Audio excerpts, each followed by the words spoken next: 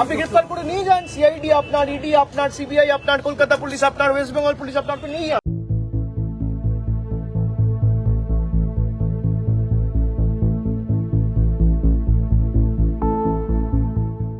বিধানসভার সইকাণ্ডে এবার সিআইডির স্ক্যানারে অভিষেক বন্দ্যোপাধ্যায়। দলের একাধিক বিধায়ক এবং প্রাক্তন মন্ত্রীর বাড়িতে সিআইডি কড়া নাড়ার পর শনিবার সকালবেলা একেবারে সিআইডির তদন্তকারী আধিকারিকরা শটান হাজির হন অভিষেক বন্দ্যোপাধ্যায়ের 188A হরিশ মুখার্জি রোডের শান্তিনিকেতনে।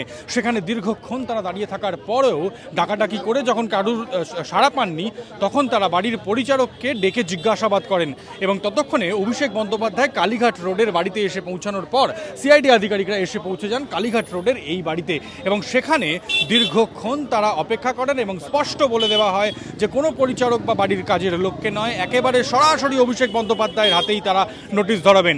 এবং তারপর অভিষেক বন্দ্যোপাধ্যায়কে বাড়ি থেকে নেমে আসার পর তার হাতে সেই নোটিশ ধরিয়েই এখান থেকে যান সিআইডির আধিকারিকরা।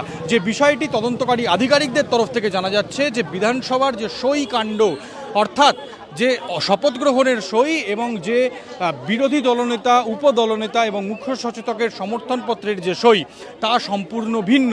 এই মর্মে বিধানসভার সচিব একটি অভিযোগ দায়ের করেছিলেন আমরা জানি, যে হেয়ার স্ট্রিট থানায়। সেই থানার তদন্ত হেয়ার স্ট্রিট শুরু করার পর, সেই মামলার তদন্ত হেয়ার স্ট্রিট শুরু করার পর সেই মামলার দায়িত্বভার বা তদন্তভার নেয় সিআইডি।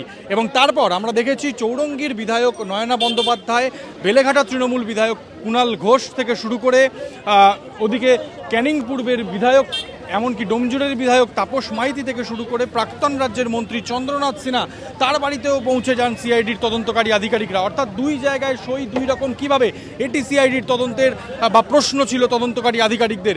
এবং যেহেতু দলের সর্বভারতীয় সাধারণ সম্পাদক অভিষেক বন্দ্যোপাধ্যায়, তাই অভিষেক বন্দ্যোপাধ্যায়ের বাড়িতে শনিবার সিআইডি আধিকারিকরা এসে পৌঁছান এবং তার পরবর্তীতে অভিষেক বন্দ্যোপাধ্যায় উপর থেকে নেমে আসেন এবং সেই নোটিশ গ্রহণ করেন। এবং নোটিশ গ্রহণ করার পর অভিষেক বন্দ্যোপাধ্যায় স্পষ্ট জানিয়েছেন যে তিনি কোনো ধরনের বিষয়তেই ভয় পান না। যদি কেউ ভাবে যে ডেকে ভয় দেখিয়ে চমকে জোর জবরদস্তি ফেক কেসে ইমপ্লিকেট করে জেলে ঢুকিয়ে আমাদের মাথা নত করবে, আমরা ওই ধাতুতে তৈরি নই।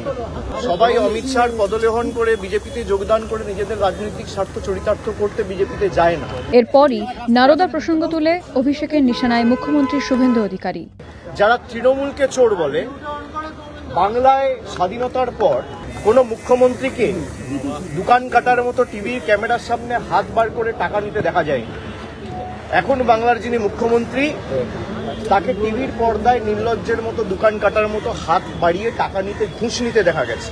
যে সইয়ের গরমিল যে প্রশ্নটা উঠেছে, তা আদেও কোন জায়গায় দাঁড়াবে বা সেই জায়গায় অভিষেক বন্দ্যোপাধ্যায়কে কি কি প্রশ্নের মুখে পড়তে হবে, সেটাই কিন্তু এখন সবথেকে বড় আলোচনার বিষয়বস্তু।